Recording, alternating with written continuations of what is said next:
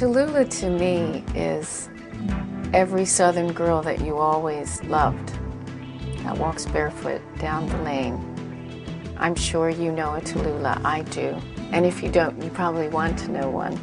And there's a freedom to her that when you get trapped in an image or in a job where you feel that you just can't go anywhere you want at any time you want, then you look over across the way at somebody who can. And of course you think that that's the life you want to lead. There's a need for this freedom, this need for getting out of this mundane existence, even though nobody thinks sometimes that they're not appreciative that they have a job or that they have a place to live. But this way of existing, maybe it's a child, Tallulah, but it's the magical side of self that sometimes we're so desperate to have in our own life. Hey Jupiter, as I told you, this record did come at a time where things were falling apart. So when I wrote it and then when we did the video, I remember in doing the video, there was, I guess, a need to play out in the art form the emotional story that had happened in order to even write the song in the first place. So doing the video, I think, was coming to terms with the real events that had occurred.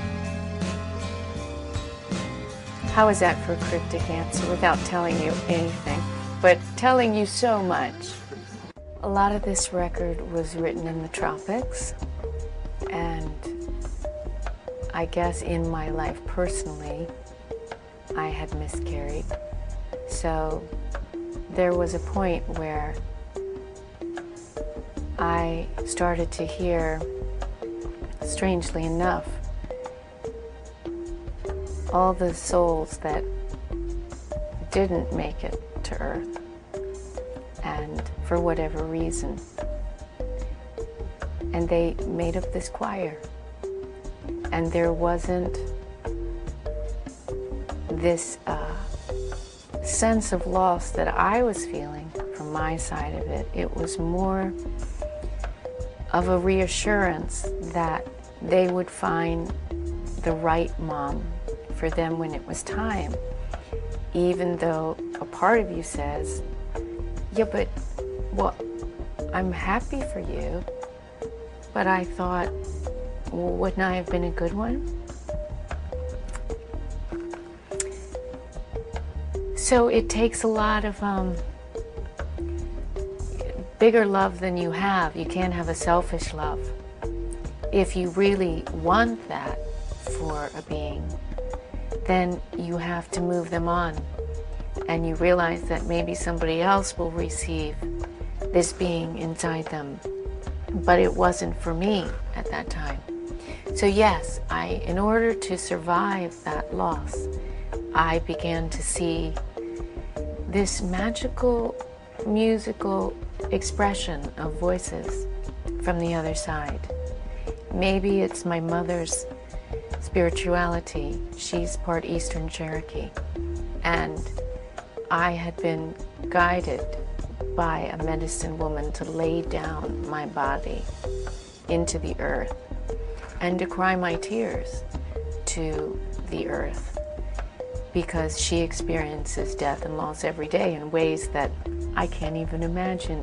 Spark was about finding those wires that you have to connect in yourself.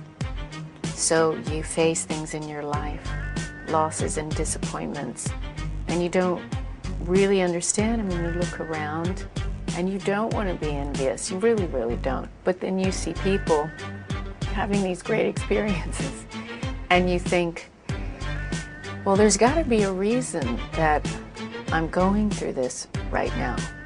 And maybe it was the music, all the music that was coming at the time, that said, listen, when can you see that maybe you're not going to experience being a human mother, but look at all these songs. Can't you value that? And so in that moment, being able to really value that idea, I think that that record and the visuals for that record took on another dimension instead of just the lost side of it. My mom would talk to me about where she was the day that President Kennedy was shot. And I was 3 months old to the day, November 22nd. And she put me down on the ground when she heard the news. And she said, in that moment, the world, the hope of the world was gone. In that one moment. And to watch this young woman carry a country with her strength and her grief and her fortitude, my mother said, was how she got through her own grief. So it was in looking at Jackie's strength in dealing with such a circumstance that's so hard to define, especially if we go back to when it happened. Without the media we have today, we don't have the internet to communicate like we can with each other. So you can feel very isolated. And yet my mom said, from that moment on, she looked at Jackie in a completely different way. She wasn't just this glamorous woman that had a position in life that had been, well, you know, not a good position in life. She saw it as, wow, this is a human being that has survived something that maybe very few of us could have done, not in that way. Some of the women in my life have come up to me at different times and say, oh, why don't you just have a John Thomas? Why can't you just be a guy? And you know, I wonder that too sometimes, because I think I'd be a good guy. I think that I'd want to be a guy, though, knowing what I know. Because I know how a woman thinks. And I think that if I were a guy, you guys would have so much competition, I would be stealing all your babes. Just would. And they know it. In 1999, as I was making this record, it just seemed to me that Earth needed a friend. And I would go out and look out in the sky and I could see Venus really well, strikingly well. Martian Studios is in the middle of nowhere. There are no street lights.